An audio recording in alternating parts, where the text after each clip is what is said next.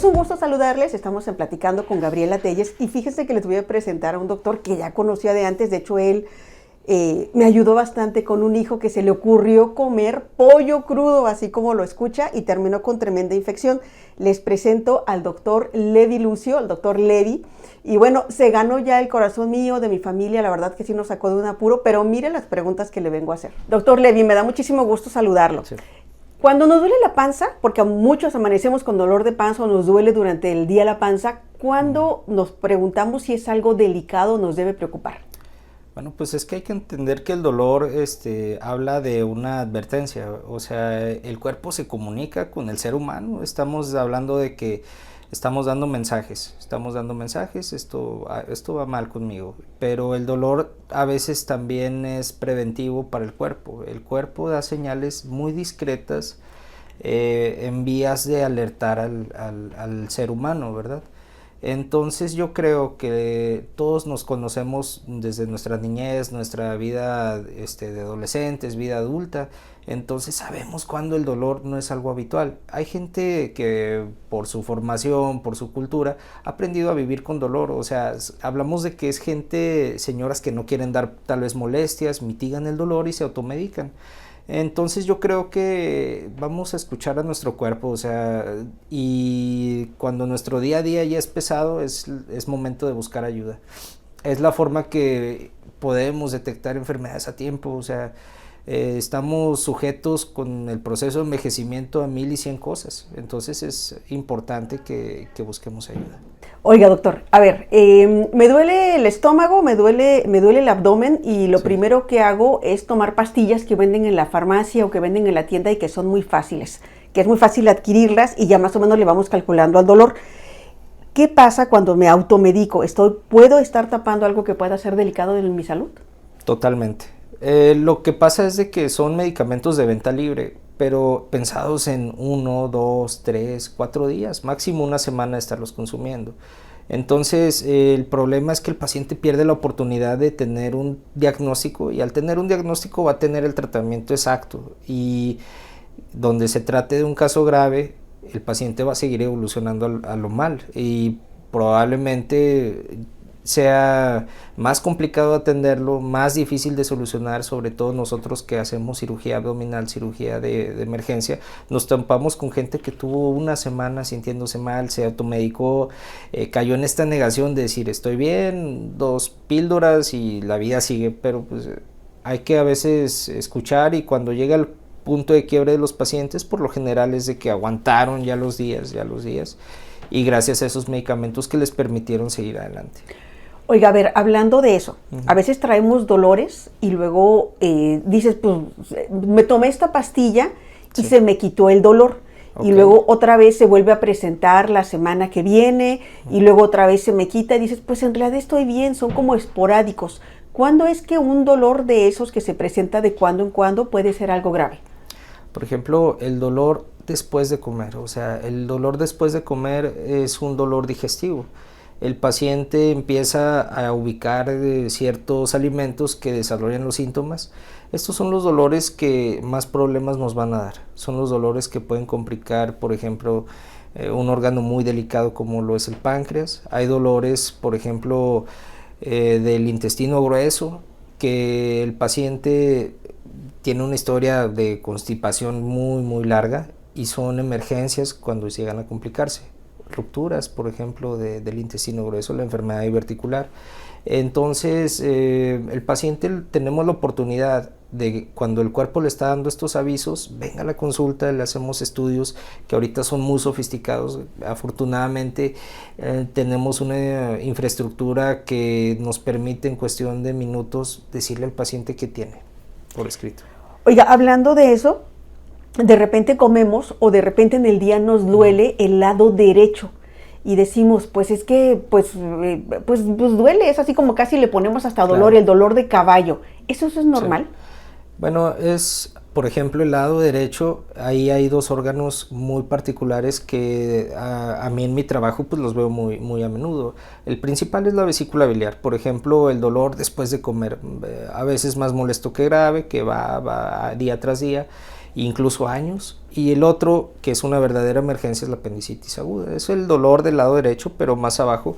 Y son dolores muy distintos, pero a lo que voy es de que son dolores que sí llevan al paciente a una consulta.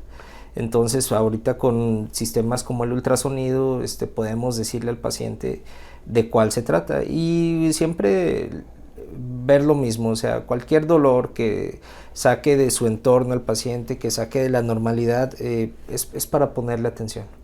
Oiga, bueno, ya regresando así siendo muy coloquial, ¿el dolor de caballo qué es? El dolor de caballo es más bien un dolor de un órgano que se llama vaso. El vaso tiene una reserva sanguínea, entonces con la superdemanda del ejercicio a veces hay una contracción y el flujo sanguíneo es el que se ve limitado y por eso duele al paciente. Oiga, parece que no, que nos acaba de desmitificar qué es el dolor de caballo, que mucha gente dice es el dolor de caballo. Oiga, muchas personas de repente nos autodiagnosticamos. Y cuando dices es que tengo gastritis o tengo colitis, y ya digo, pues es normal, yo lo tengo porque igual le duele a mi familiar y igual puede que me esté pasando a mí, pero eso se controla con el medicamento que toma mi hermana, mi esposa. Bueno, hoy en día con los hábitos alimentarios, como los hábitos del día a día, ha cambiado mucho la alimentación y el colon está sufriendo los estragos del uso de antibióticos, el uso de, por ejemplo, agronitrogenados que tienen ciertos efectos a largo plazo en la mucosa del colon. Entonces el paciente, eso que dicen colitis crónica, existe, nosotros lo llamamos síndrome de intestino irritable, y las modalidades son muchas y los factores son muchos, tratamientos sí los hay. La gastritis es un término que pues trágicamente usan indistintamente los médicos para decir el dolor de la parte superior del abdomen, pero el paciente muchas veces no se va con un diagnóstico, y este dolor de gastritis, este dolor de colitis pudiera ser algo realmente serio, y es cuando no hay que caer en decir tengo eso, hay que llegar a un diagnóstico y llegar a un diagnóstico por escrito, ahorita con la tecnología que hay. Por ejemplo, la endoscopía digestiva superior, la colonoscopía, que son estudios con cámaras que pueden tomar un pedazo de estómago, de intestino, analizarlo en un microscopio y quitar todas estas posibilidades, y que el paciente se vaya con un término como esos y al final del día no tenga un tratamiento. Doctor, ¿la gastritis es curable? Sí. Hay un germen, por ejemplo, que ocasiona casi el 70-80% de estos síntomas, se llama Helicobacter pylori. Es un germen que ha acompañado al ser humano probablemente por unos 20 millones de años. El Helicobacter ha vivido en armonía con el ser humano, pero con los cambios del estilo de vida, de la alimentación, ha producido úlceras, lo que llamamos la gastritis crónica.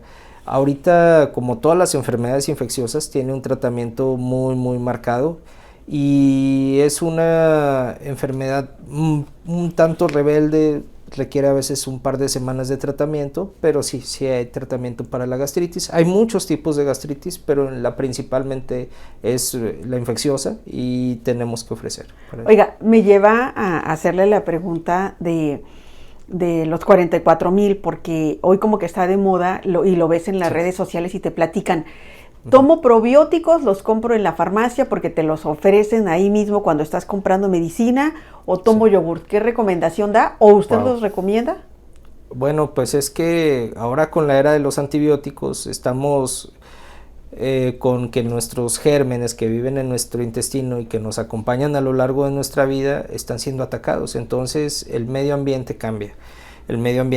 Hay pacientes que por usar antibióticos una semana durante un periodo de 6 meses, 2 veces, 3 veces, 4 veces, durante 10 años han modificado su entorno, y nosotros podemos repoblar el colon, sí, pero a base de darle los nutrientes necesarios o incluso las bacterias completas que formen colonias. Entonces sí se necesita, solamente que hay que adecuarla a la realidad del paciente. Hay que hacer algunas preguntas para encontrar el producto que mejor le convenga.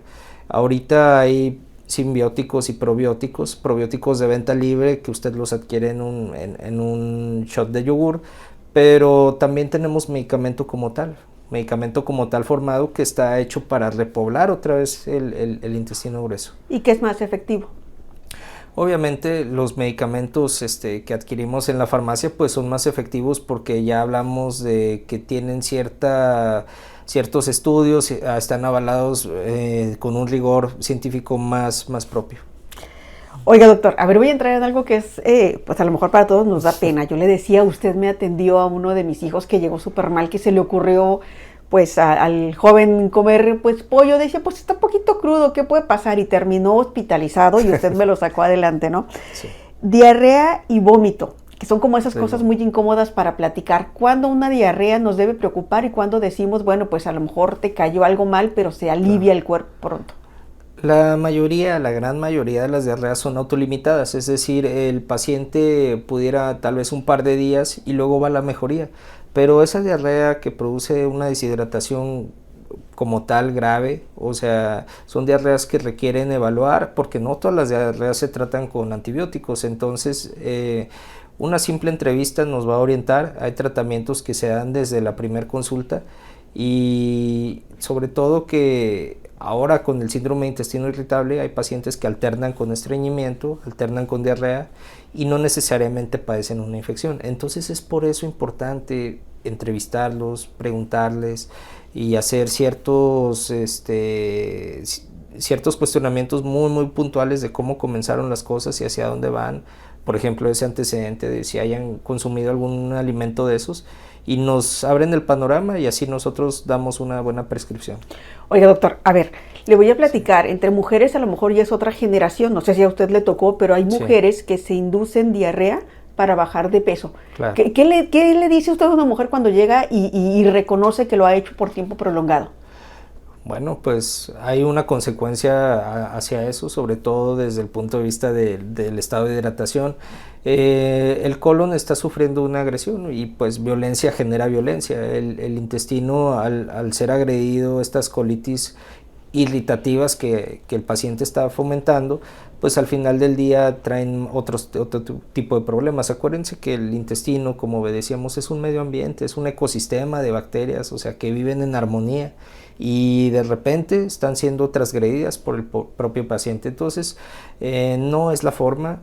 Yo la verdad no recomiendo eso y podemos ayudarlos, podemos encontrar la forma de que recupere este intestino otra vez su salud. Es decir, una persona que se provocó diarreas de manera constante o que sufre de diarreas constantes puede que tenga alguna enfermedad que no ha visualizado, pero aparte se dañó ya el cuerpo. Muchas veces, por ejemplo, las diarreas que nosotros llamamos crónicas, que ya tienen unas semanas evolucionando, sí traen consecuencias que son reversibles la mayoría de los casos, pero por ejemplo hay enfermedades inflamatorias del intestino, una de ellas que es el CUSI, la colitis ulcerativa crónica inespecífica, que son enfermedades que desgraciadamente no se curan. Entonces el paciente empieza con diarreas y me ha tocado pacientes que estuvieron probando todo tipo de antibióticos, todo tipo de dietas, y en este tipo de estudios que hacemos sale y pues tenemos que dar medicamentos. Hay, como todo, hay enfermedades leves, hay enfermedades moderadas, enfermedades graves. Casi todas las enfermedades se sitúan entre lo leve y lo moderado. Entonces son pacientes que a veces dependen de medicamentos, tienen temporadas buenas, tienen temporadas malas, pero la importancia, y lo recalco otra vez, no todas las diarreas son normales. Hay gente que aprendió a vivir con una diarrea durante un mes, durante 2 meses. Son los pacientes pues que llegamos a un diagnóstico pues un poco más severo con ellos, pero tratamiento pues sí, claro que lo hay. Oiga, a ver, entrando en estas cosas como que no nos gusta hablar, hay gente que de repente, y tenemos, no falta el primo, el tío, que no soy yo el tío de la familia, que se le pasa con muchos gases. Y luego pues le preguntas y dice, pues es puro aire, ¿no? Pero y no lo pueden controlar. ¿Qué pasa cuando una persona, que ya más allá de que le pusiste el apodo, trae gases muy frecuentes? ¿Qué nos puede indicar, o usted cómo puede trabajar un proceso de estos en una persona? Bueno, pues empieza es tan multifactorial. Por ejemplo, hay gente que tiene la tendencia a tragar aire, la aerofagia, por problemas de las vías respiratorias, por otro tipo de problemas, o también hay problemas del colon propiamente. Hay gente que tiene una disrupción de sus bacterias, hay gente que, por ejemplo, es intolerante a compuestos como la lactosa, a los carbohidratos simples, entonces producen más gas de lo habitual, y casi todos estos problemas se deben a la disrupción del ecosistema. Entonces es bien importante tratar de llevar al ecosistema a lo normal. Se ha visto que no solamente estas bacterias producen la fermentación de algunos nutrientes, sino que también tienen un papel en el estado de ánimo, tienen un papel inflamatorio a lo largo de la vida. Entonces vemos que es básicamente otro organismo viviendo con nosotros, estas bacterias. Oiga, doctor, algunas personas, que ha sido mi caso, sí, he pasado por un dolor horrible en el estómago cuando estoy estresada. Sí. El estrés, y siempre dices, bueno, pues es gastritis por estrés. Sí. ¿Cómo podemos entender esto o cómo explicamos que esto es, no sé, usted dígame, como una consecuencia o es algo que nos debemos preocupar? Tenemos 3 sistemas nerviosos actualmente. Antes se pensaba que solamente era el cerebro y el sistema periférico, que era la médula espinal y los nervios. No, hay un tercer sistema nervioso, es el sistema nervioso entérico, que responde a emociones, responde a estados de alarma, de estrés, de miedo, de pánico. ¿Por qué? Porque el sistema nervioso del intestino, aparte de ser independiente, también está conectado con ¿cómo se llama? El sistema endocrino. No solamente es un ente digestivo. Entonces, el ver al intestino como un simple transportador de nutrientes, pues ya no es vigente. Hay gente que tiene este síndrome de intestino irritable y muchos de ellos mejoran con tratamientos conductuales o a veces con medicamentos tipo psicotrópicos. Por decir alguno, pues los famosos antidepresivos, etcétera, etcétera. Qué interesante cuando lo que está platicando es que ya no necesariamente es un tratamiento para el estómago, sino una cuestión de cómo manejas tu vida, ¿no? Exacto. Ya casi estoy concluyendo la entrevista. ¿Cuánto me debo de aguantar el dolor o cuánto ya es una urgencia? Y en realidad, lejos de verlo en el consultorio, lo veo ahí en el área de urgencias justamente para un procedimiento. Bueno, el dolor que lleva al paciente a postrarse en una cama, el dolor que le impide al paciente comer, que le impide tomar sus alimentos, es el paciente que requiere ir a urgencias. Son los pacientes que nosotros vemos, atendemos en ese momento y hacemos los estudios pertinentes.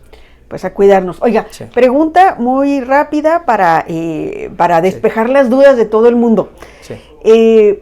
¿Comer sandía en la noche de verdad da dolor de estómago? Como que es el mito de los mexicanos. ¿Es malo comer sandía en la noche? Bueno, la sandía es una fruta, ¿verdad? La porción de agua supera el 90%. La verdad es de que son carbohidratos muy, muy simples. Hay gente que tiene cierta intolerancia a los carbohidratos, pero realmente no podemos culpar a la sandía por un dolor abdominal. Es que le echamos la culpa porque ya ni siquiera lo probamos. Los mexicanos le decimos al siguiente mexicano, no coma sandía en la noche. Es correcto, pero realmente hay, como todos, hay gente más sensible a estos carbohidratos y es cuando pueden tener algún problema, sobre todo distensión abdominal. ¿Comer menudo el domingo en la mañana después de una fiesta, sí o no? La dosis hace el veneno, o sea, yo diría que sí, con moderación. Con moderación. Me dio mucho gusto saludarlo, conocerlo. Usted es el doctor Levi Lucio Ramos, y bueno, usted es cirujano general, laparoscopista. Me dio mucho gusto platicar con usted, creo que nos despejó varias dudas. Bueno, a mí me dio mucho gusto platicar con el doctor Levi Lucio.